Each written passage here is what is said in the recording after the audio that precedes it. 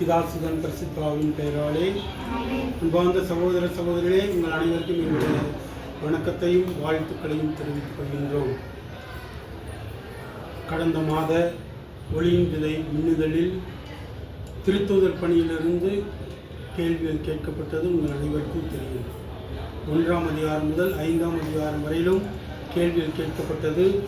இதிலே மொத்தம் 176 பேர் பங்கேற்றிருக்கின்றார்கள். உண்மையிலேயே பாராட்டப்படக்கூடிய ஒரு விஷயம். இதிலே 11 பேர் சரியான விடையை எழுதியிருக்கின்றார்கள். ஆகவே இந்த அருமையான நேரத்திலே இந்த இளைஞர்களிடமிருந்து பீடச்செல்வர்கள் சார்பாக எழுதியவர்கள், பங்கேற்றவர்கள், பரிசுகளை பெற்றவர்கள் எல்லோரையும் பாராட்டுகின்றோம், வாழ்த்துகின்றோம். இந்த நேரத்திலே இந்த 11 பேருடைய பெயர்கள் போடப்பட்டுள்ளது. இதில் யார் முதலில் வருகின்றார்களோ அவர்கள் முதல் பரிசு, அடுத்து 2வது, அடுத்து 3வது பரிசு வழங்கப்படும் என்பதை தெரிவித்துக் கொள்கின்றேன்.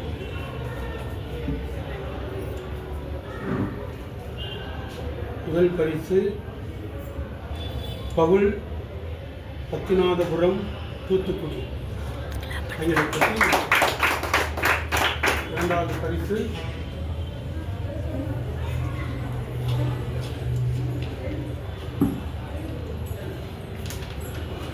விஜு, பத்திநாதபுரம், தூத்துக்குடி.